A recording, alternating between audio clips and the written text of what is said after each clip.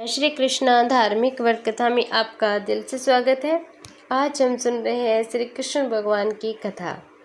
श्री सुखदेव जी कहते हैं, प्रेक्षित, एक समय की बात है, यशोदा मैया ने घर की दासियों को तो दूसरे कामों में लगा दिया और खुद अपने लल्ला को मक्खन खिलाने के लिए दही मंथने लगी। मैंने तुमसे अब तक भगवान की जिन जिन बाल लीलाओं का वर्णन किया है, दही मंथन के समय वे उन सब को याद करती और गाती भी थी। वे अपने स्थूल कटी भाग में सूत से बांधकर रेशमी लहंगा पहने हुए थी। उनके स्तनों में से पुत्र स्नेह की अधिकता से दूध आता और वे कांप भी रही थी और भौहें कुछ थक गई थी। हाथों के कंगन, कानों के कर्ण फूल हिल रहे थे। मुँह पर पसीने की बूंदें झलक रही थी। चोटी में गूंथे हुए मालती सुंदर पुष्प गिरते जा रहे थे। सुंदर बोहों वाली यशोदा इस प्रकार दही मथ रही थी। उसी समय भगवान श्री कृष्ण दूध पीने के लिए और दही मथती हुई अपनी माता के पास आए। उन्होंने अपनी माता के हृदय में प्रेम और आनंद को भी बढ़ाते हुए दही की मंथानी पकड़ ली और उन्हें मथने को रोक दिया। श्री कृष्ण माता यशोदा की गोद में चढ़ गए थे और स्नेह से अधिकता से उनके स्तनों से दूध तो समय झर ही रहा था। वे उन्हें पिलाने लगी थी और मंद मंद मुस्कान से युक्त उनका मुख देखने लगी थी। इतने में ही दूसरी ओर अंगीठी पर रखे हुए दूध में उफान आया। उसे देखकर यशोदा जी तुरंत छोड़कर दूध को जल्दी उतारने के लिए चली गई थी। इससे श्री कृष्ण को कुछ क्रोध आया। उनके लाल लाल होठ फड़कने लगे। उन्हें दांतों से दबाकर श्री कृष्ण के पास ही पड़े रहे। लोहे से दही का मटका फोड़ दिया था। बनावटी आंसू थे, आंखों में भर लिए और दूसरे घर में जाकर अकेले में बासी माखन खाने लगा। यशोदा जी ओटे हुए दूध को उतारकर फिर मंथने घर में चली आई। वहां देखती है दही का मटका तो टुकड़े टुकड़े हो गए थे। वे समझ गई ये सब मेरे लल्ला की करतूत है। साथ ही उन्हें वहां न देखकर यशोदा माता हंसने लगी थी। इधर उधर ढूंढने पर पता चला कि श्री कृष्ण एक उल्टे हुए उखल पर खड़े हैं। छींके पर माखन ले बंदरों को खूब लुटा रहे हैं। उन्हें यह भी डर है कि कहीं मेरी चोरी खुल न जाए, इसीलिए चौकन्ने होकर चारों ओर ताकते जा रहे थे। यह देखकर यशोदा पीछे से धीरे धीरे उनके पास पहुंची। जब श्री कृष्ण ने देखा, कन्हैया ने देखा कि मेरी माँ हाथ में छड़ी लिए मेरी ओर आ रही है, तब झट से ओखली पर कूद पड़े और डरे हुए की भांति भागने लगे थे। बड़े बड़े योगी तपस्या द्वारा अपने मन को अत्यंत ही सूक्ष्म और शुद्ध बनाकर जिनमें प्रवेश नहीं करा पाते और पाने की बात तो दूर रही, उन्हीं भगवान के पीछे पीछे उन्हें पकड़ने के लिए यशोदा जी दौड़ी। जब इस प्रकार माता यशोदा श्री कृष्ण के पीछे दौड़ने लगी, कुछ ही देर में बड़े बड़े एवं हिलते हुए उनकी चाल धीमी पड़ गई थी। वेग दौड़ने के कारण चोटी की गांठ ढीली पड़ गई थी। जो जो आगे बढ़ती, पीछे पीछे चोटी में गूंथे फूल गिरते जा रहे थे। इस प्रकार सुंदरी यशोदा ज्यों त्यों करके उन्हें पकड़ ही लिया। कन्हैया हाथ पकड़कर वे उन्हें डराने धमकाने लगी। उस समय श्री कृष्ण की झांकी बड़ी ही देखने लायक थी। अपराध तो किया ही था, इसीलिए रुलाई रोकने पर भी न रुकती। हाथों से आंखें मल रहे थे, इसीलिए मुंह पर काजल की स्याही फैल गई थी। पीटने के भय से आंखें ऊपर की ओर उठ गई, उनसे व्याकुल सूचित होती थी। तब यशोदा जी ने देखा कि लल्ला बहुत डर गया है। तब उनके हृदय में बड़ा ही प्रेम और स्नेह उमड़ आया। उन्होंने छड़ी फेंक दी। इसके बाद सोचा कि इसको एक बार रस्सी से बांध देना चाहिए, नहीं तो ये बार बार ये गलती करेगा। सच पूछो तो यशोदा मैया अपने बालक ऐश्वर्य का पता न था, जिसमें न बाहर न भीतर, न आदि न अनंत, जो जगत के पहले भी और बाद में भी रहेंगे, इस जगत के भीतर तो ही है और बाहरी रूपों में भी है। तो क्या जगत रूप में समय भगवान यही नहीं तो समस्त कहाँ होंगे। इसी तरह कन्हैया इंद्रियों से परे और अव्यय थे। उन्हीं भगवान को मनुष्य सा रूप धारण करने के कारण पुत्र समझकर यशोदा मैया रस्सी से उखल से कान्हा को बांध देती है, जैसे कोई साधारण सा बालक हो। जब माता यशोदा अपने उद्यमी को और नटखट कन्हैया को रस्सी से बांधने लगती है, तब वह रस्सी 2 उंगल छोटी पड़ जाती है। तब उन्होंने दूसरी रस्सी लाकर उसमें जोड़ी, वह भी 2 उंगल छोटी हो गई। उसके साथ एक और रस्सी जोड़ी। इस प्रकार मैया बार बार रस्सी जोड़ती गई, पर रस्सी तो 2 आंगल छोटी पड़ती गई। अब यशोदा ने घर की सारी रस्सियां जोड़ डाली, फिर भी भगवान श्री कृष्ण की तो लीला अजब ही है, बांध न सकी। उनकी असफलता देने वाली और गोपियां मुस्कुराने लगी थी। समय भी मुस्कुराती हुई और आश्चर्यचकित भी थी, भी कैसे 2 उंगल छोटी हो रही है। भगवान श्री कृष्ण देखा कि मेरी माँ का शरीर पसीने से लथपथ हो गया है और चोटी में गूंथे हुए मालाएं गिर रही है, वे बहुत थक गई है। तब कृपा कर वे समय ही अपनी माँ के बंधन में बंध गए थे। भगवान श्री कृष्ण कन्हैया तो परम स्वतंत्र है। ब्रह्मा इंद्र आदि के साथ यह संपूर्ण जगत उनके वश में जो है। फिर इस प्रकार बंधकर उन्होंने संसार को यह बात दिखा दी कि मैं अपने प्रेमी भक्तों के वश में हूँ।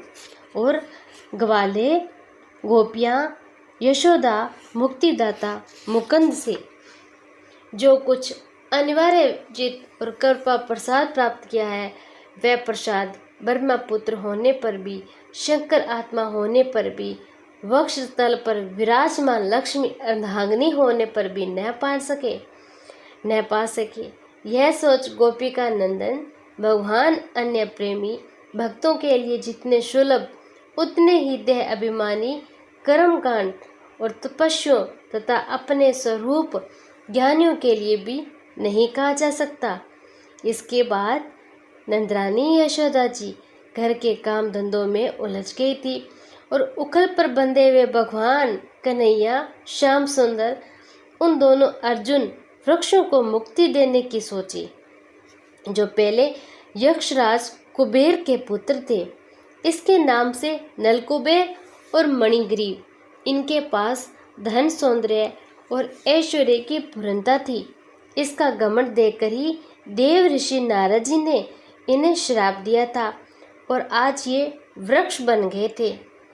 भगवान आप कृपा यह बताइए कि नलकबूर और मणिग्रीव श्राप क्यों मिला था? उन्होंने ऐसा क्या किया था, कर्म क्या किया था, जिसके कारण परम शांत देव ऋषि नारद जी को भी क्रोध आ गया था। श्री सुखदेव जी कहने लगे, परीक्षित, नलकुबेर और मणिग्रीव ये दोनों एक तो धनाढ्य कुबेर के लाडले लड़के थे, दूसरे इनकी गिनती हो गई रुद्र भगवान के अनुचरों में और इनका घमंड और बढ़ गया था। एक दिन वे दोनों मंदाकिनी तट पर कैलाश के रमणीक उपवन वारुणी मदिरा पीकर मदोमंथ हो गए थे। नशे के कारण उनकी आंखें घूम रही थी। बहुत सी स्त्रियां उनके साथ गा बजा रही थी और वे पुष्पों से लदे हुए वन में उनके साथ विहार कर रहे थे। उस समय गंगा जी में पात के पात कमल खिले हुए थे। वे स्त्रियों के साथ जल के भीतर घुस गए, जैसे हाथियों का जोड़ा हाथियों के साथ जल क्रीड़ा कर रहा हो, वैसे ही उन युवतियों के साथ तरह तरह की क्रीड़ा करने लगे। परीक्षित, संयोगवश उधर से परम समर्थ देव ऋषि नारद जी आ रहे। उन्होंने उन यक्ष युवकों को देखा और समझ लिया कि इस समय मतवाले हो रहे हैं, तो देव ऋषि नारद को देखकर वस्त्रहीन अप्सराएं लजा गई थी और शाप और डर से उन्होंने अपने अपने कपड़े झटपट पहन लिए थे, परंतु इन यक्षों ने कपड़े नहीं पहने। जब देव ऋषि नारद जी ने देखा कि देवताओं के पुत्र होकर भी ये अंधे हैं, मदिरा पान कर उन्मत्त हो रहे हैं, तब उन्होंने उन पर अनुग्रह करने के लिए श्राप देते हुए कहा। नारद जी ने कहा, जो लोग अपने प्रिय विषयों का सेवन करते हैं उनकी बुद्धि सबसे बढ़कर नष्ट करने वाला श्रीमद् धन संपत्ति का नशा, हिंसा और रजोगुणी कर्म, कुलीनता आदि अभिमान भी उनसे बढ़कर बुद्धि भ्रमक नहीं है, क्योंकि श्रीमद् साथ साथ तो स्त्री, जुआ, मदिरा भी रहती है। ऐश्वर्यमत श्रीमत से अंधे होकर अपनी इंद्रियों के वश में रहने वाले क्रूर पुरुष अपने नासवान शरीर तो अजर अमर मान बैठे हैं, अपने ही जैसे शरीर वाले पशुओं की हत्या करते हैं। जिस शरीर को भूदेव, नरदेव और देव आदि नामों से पुकारा जाता है, उनकी अंत में क्या गति होगी? उनमें कीड़े पड़ जाएंगे, पक्षी खाकर उसे विष्ठा बना देंगे, वह जलकर राख का ढेर बन जाएगा। और उसी शरीर के लिए प्राणी से द्रोह करने में मनुष्य अपना कौन सा स्वार्थ समझता है? ऐसा करने से तो नरक की प्राप्ति होती है। बताओ तो सही, ये शरीर किसकी संपत्ति है? अन्न देकर पालने वाले की, या गर्भाधान कराने वाले की, या पिता की? यह शरीर उसे 9 महीने पेट में रहने वाले माता का, अथवा माता को भी पैदा करने वाले नाना का, जो बलवान पुरुष बलपूर्वक इसे काम करा लेता उसका, अथवा दाम देकर खरीद लेने वाले का, या चीता जिस धधकती हुई आग में यह जलकर जाएगा उसका, जो कुत्ते शियार इसको खा जाते हैं, आशा लगाए बैठे हैं कि उनका है। यह शरीर एक साधारण सी वस्तु है और प्रकृति पैदा होता है, उसी में समा जाता है। ऐसी स्थिति में मूर्ख पशुओं के सिवा ऐसा कौन बुद्धिमान है जो इसको अपना आत्म और आत्मा मानकर दूसरों को कष्ट पहुंचाएगा, उनके प्राण लेगा? जो दुष्ट श्रीमत से अंधे हो रहे हैं, उनकी आंखों में ज्योति डालने के लिए गरीबी ही सबसे बड़ा अंजन है, क्योंकि गरीबी यह देख सकता है कि दूसरे प्राणी भी मेरे ही जैसे हैं। जिसके शरीर में एक बार कांटा गड़ जाता है, वह नहीं चाहता कि किसी और प्राणी को भी कांटा सहना पड़े, उसकी पीड़ा सहनी पड़े, क्योंकि उस पीड़ा और उसके द्वारा होने वाले विकारों से वह समझता है कि दूसरे को भी वैसी ही पीड़ा होगी। परंतु जिसे कभी कांटा नहीं चुभा हो, वह उसकी पीड़ा का अनुमान नहीं कर सकता। गरीबी में घमंड और हेकड़ी नहीं होती, वह सब तरह के मदों से बचा रहता है, बल्कि देववश उसे जो कष्ट उठाना पड़ता है, वह उसके लिए बहुत बड़ी तपस्या भी करता है।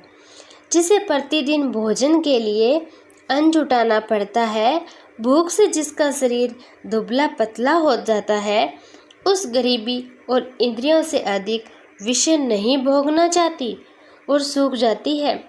फिर वह अपने भोगों के लिए दूसरे प्राणियों को भला क्यों सताता है? उनकी हिंसा नहीं करता। साधु पुरुष समदर्शी होते हैं, फिर भी उनका समागम गरीबी के लिए ही सुलभ, क्योंकि उसके भोग तो पहले से ही छूट गए हैं। अब संतों के संगम से उसकी लालसा तृष्णा मिट जाती है, शीघ्र ही उसका अंतकरण शुद्ध हो जाता है। जिन महात्माओं के चित्त में सबके लिए समता, जो केवल भगवान के चरणाबिंद मकरंद रस पीने के लिए सदा उत्सुक रहते हैं, उन्हें दुर्गुणों के खजाने अथवा दुराचारियों की जीविका चलाने वाले, धन के मद से मतवाले दुष्टों की क्या आवश्यकता है? वे तो उनकी अपेक्षा के पात्र हैं। ये दोनों यक्ष वारुणी मदिरा का पान करके बड़े मतवाले हो रहे हैं। अपनी इंद्रियों के अधीन रहने वाले इन स्त्री यक्षों और अज्ञान जनित मद में चूर चूर कर दूंगा। देखो तो सही कितना अनर्थ है। ये लोकपाल कुबेर के पुत्र होने पर भी श्राप के नशे में अचेत हो रहे हैं। इनको इस बात का भी पता नहीं कि हम बिल्कुल सबसे अलग दिख रहे हैं, इसीलिए दोनों अब वृक्ष योनि में जाने की योग्य हैं। ऐसा होने से इन्हें फिर इस प्रकार अभिमान न होगा। वृक्ष योनि में जाने पर भी मेरी कृपा से इन्हें भगवान की समृद्धि बनी रहेगी।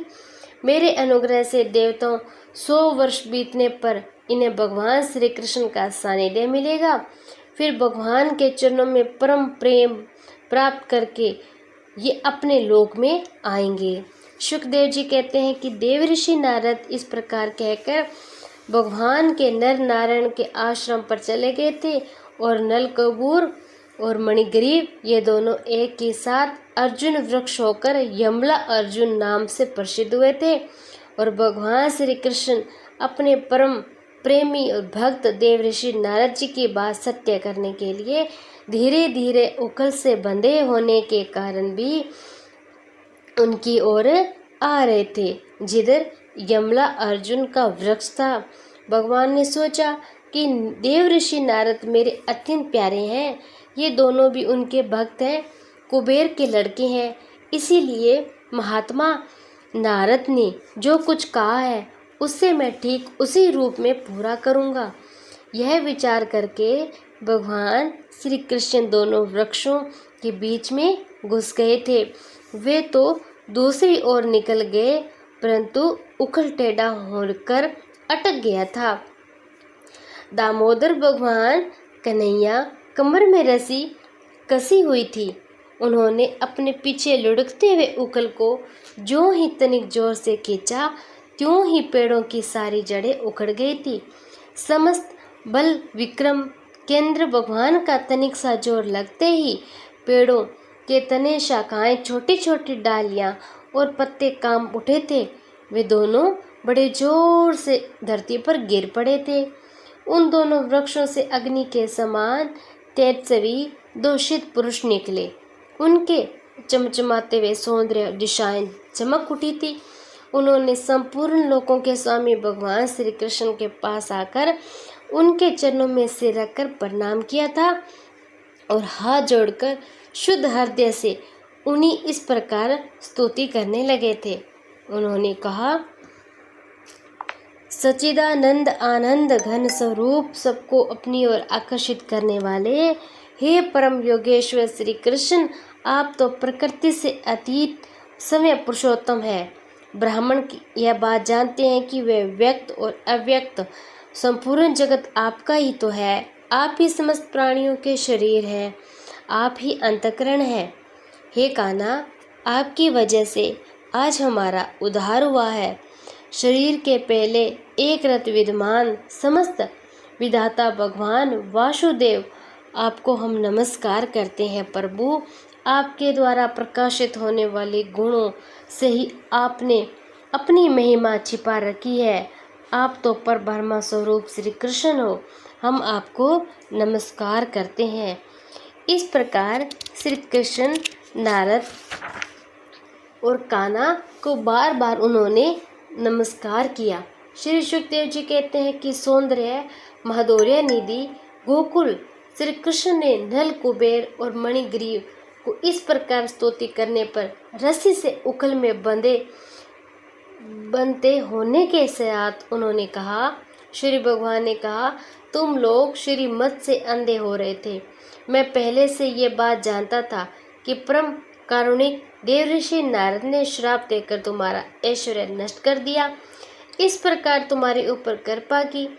जिनकी बुद्धि समदर्शनी और हृदय पूर्ण रूप से मेरे प्रति अर्पण हो, उन साधु पुरुषों के दर्शन से बंधन होना ठीक वैसे ही संभव नहीं है जैसे सूर्योदय होने पर मनुष्य नेत्रों के समान अंधकार का होना। इसीलिए नल, कुबेर, मणिग्रीव, तुम लोग मेरे होकर अपने अपने घर जाओ और तुम लोगों को संसार चक्कर से छुड़ाने वाले अन्य भक्ति भाव की जो तुम्हें अभिष्ट प्राप्ति हो गई है। फिर श्री सुखदेव जी कहते हैं, जब भगवान ने इस प्रकार कहा तब उन दोनों और उनकी परिक्रमा की और बार बार उन्हें फिर से प्रणाम किया। इसके बाद उखल में बंधे होने पर सर्वेक्षण की आज्ञा प्राप्त करके उन लोगों ने उत्तर दिशा की ओर यात्रा की थी। आज का अध्याय हम यहीं पर समाप्त करते हैं। अगला अध्याय हम कल सुनेंगे, फिर से श्री कृष्ण भगवान की बाल लीला का वर्णन। आपको ये अध्याय कैसे लगा, आप कमेंट में एक बार राधे राधे या जय श्री कृष्णा जरूर लिखना।